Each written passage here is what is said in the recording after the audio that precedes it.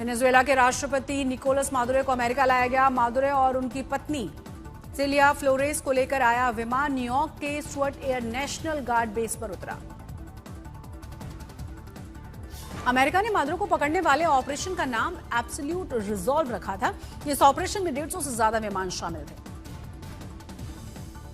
America के joint chiefs of staff के chairman के मुताबिक निकोलस मादुरो की एक्टिविटी पर काफी समय से नजर रखी जा रही थी। मादुरो को अब अमेरिका में कानूनी कार्रवाई और पूछताछ का सामना करना पड़ेगा। अमेरिकी प्रशासन के मुताबिक उन पर ड्रग तस्करी और संगठित अपराध को अंजाम देने का आरोप। ट्रंप ने कहा कि जब तक वेनेजुएला के हालात ठीक नहीं हो जाते तब तक देश को अमेरिका ही चलाएगा। इसके लिए खास टीम बना दी गई है। मादुरो को पकड़ने के बाद ट्रंप ने कहा वेनेजुएला में अब पुराना सिस्टम दोबारा नहीं चलने दिया जाएगा। वेनेजुएला के उपराष्ट्रपति ने अमेरिका के राष्ट्रपति निकोलस मादुरो को छोड़ने की मांग की है और उन्हें देश को राष्ट्रपति बताया है। वेनेजुएला के उपराष्ट्रपति रोड्रिगेज का बयान, बोली वेनेजुएला कभी भी किसी राष्ट्र का उपनिवेश नहीं बनेगा। एलन मस्क ने वेनेजुएला में सफल ऑपरेशन के लिए राष्ट्रपति ट्रंप को बधाई दी। लिखा, यह पूरी दुनिया के लिए एक जीत है, हर जगह मौजूद तानाशाहों के लिए साफ संदेश।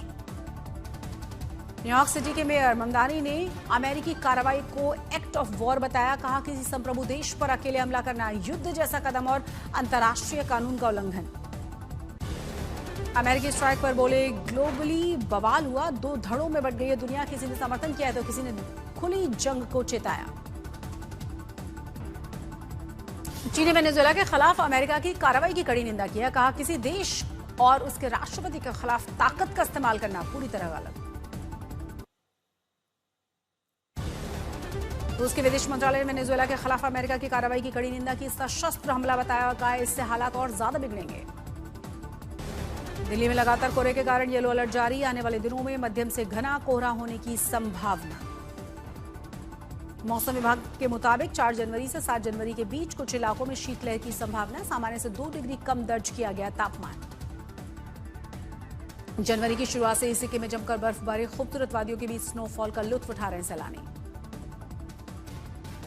सड़कों और पेड़ पौधों पर जमी बर्फ की मोटी परत, बर्फ के श्वेत श्रृंगार से ढकी जमीन। पूर्वी सिक्किम में प्रशासन ने नाथुला बाबा मंदिर और चांगू से पर्यटकों को जगह खाली करने के निर्देश दिए। भारी बर्फबारी से जल्द ही बंद हो सकते हैं रास्ते। जम्मू कश्मीर की वादियों में बर्फबारी के बाद शानदार हुआ माहौल। सैर सपाटे के लिए पहुंच रहे सैलानियों को कुदरत की सौगात। गुलमर्ग और सोनमर्ग जैसे इलाकों में 1 फीट से ज्यादा पड़ चुकी है बर्फ। स्कीइंग और स्नो स्पोर्ट्स का लुत्फ उठा रहे हैं लोग।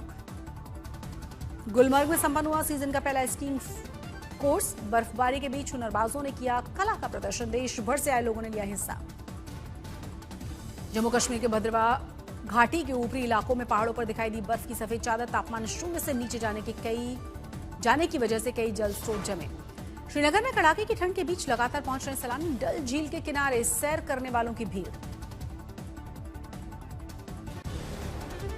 कांग्रेस ने नए बीवी रामजी कानून को वापस लेने के लिए मनरेगा बचाओ संग्राम की घोषणा कर दी है। 10 जनवरी से देशव्यापी आंदोलन में धरना प्रदर्शन, घेराव और रैलियां की जाएंगी।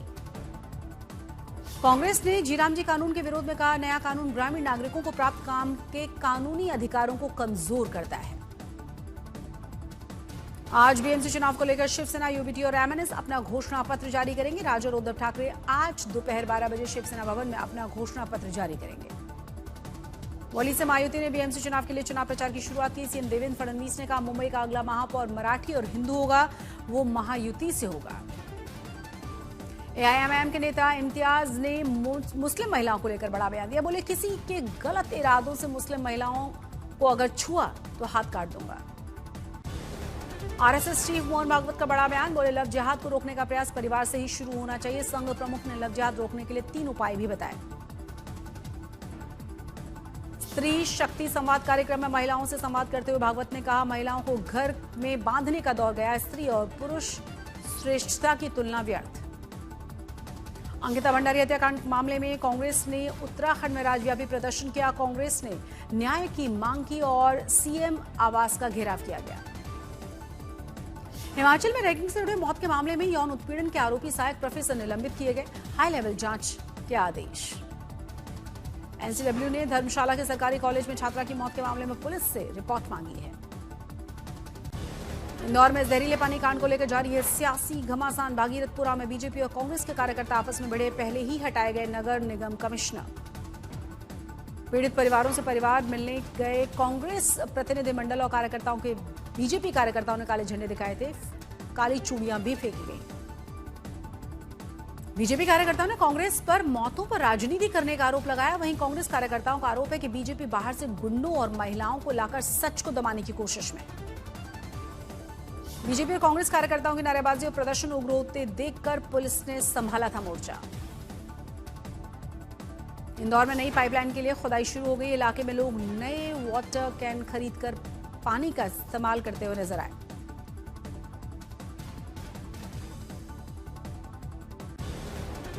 सरकारी ऑर्डर की कॉपी में खुलासा, वाटर पाइपलाइन प्रोजेक्ट लंबे समय से लंबित पड़ा हुआ था।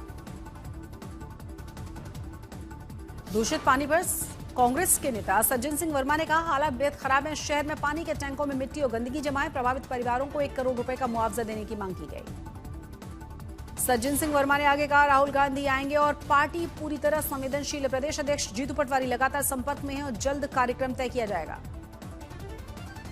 दूषित पानी मामले पर कांग्रेस का एक और ऐलान, कांग्रेस पूरे प्रदेश में बीजेपी नेताओं के घरों के बाहर घंटी बजाकर विरोध करेगी।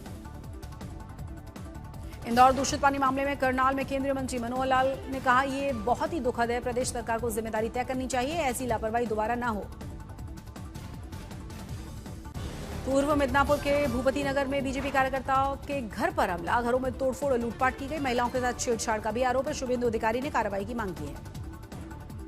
नए साल पर यूपी पुलिस में बड़ा बदलाव, 50 आईपीएस ऑफिसर्स को प्रमोशन, कई जिलों और रेंज में बड़े तबादले तय। साइबर अपराधों पर कड़ा प्रहार, योगी सरकार ने साइबर कमांडो टीम का किया गठन। एसपीजी एनएसजी स्टाइल ट्रेनिंग के साथ 15 विशेष पुलिस कर्मियों को बनाया गया साइबर कमांडो।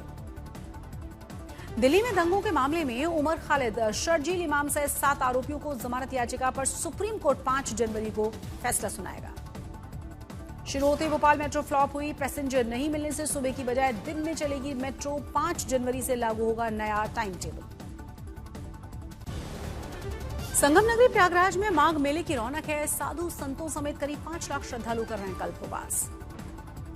माघ मेले का पहला स्नान सकुशल रहा, 31 लाख श्रद्धालुओं ने डुबकी लगाई। मकर संक्रांति पर 15 जनवरी को होगा दूसरा स्नान। तीसरा मुख्य स्नान है मौनी अमावस्या पर 18 जनवरी को। संगम पर श्रद्धालुओं के लिए बनाया गया 8 किलोमीटर लंबा घाट। रेस्क्यू टीम के साथ जल पुलिस और गोताखोर भी स्नान के घाटों पर तैनात। माघ मेला इलाके में बुजुर्गों, महिलाओं और दिव्यांग श्रद्धालुओं के लिए विशेष सुविधाओं का इंतजाम है। मेला क्षेत्र में आवाजाही सुगम हो गई है। दक्षिण कश्मीर में झेलम नदी के सहायक नाले में चल रहा अवैध खनन का खेल, कुलगांव में स्थानीय लोग और पर्यावरण कार्यकर्ताओं ने विरोध किया। बागेश्वर में राजस्व भूमि पर बिना अनुमति के अवैध तरीके से सड़क खुदाई का मामला सामने आया। तहसीलदार ने जांच के आदेश दिए।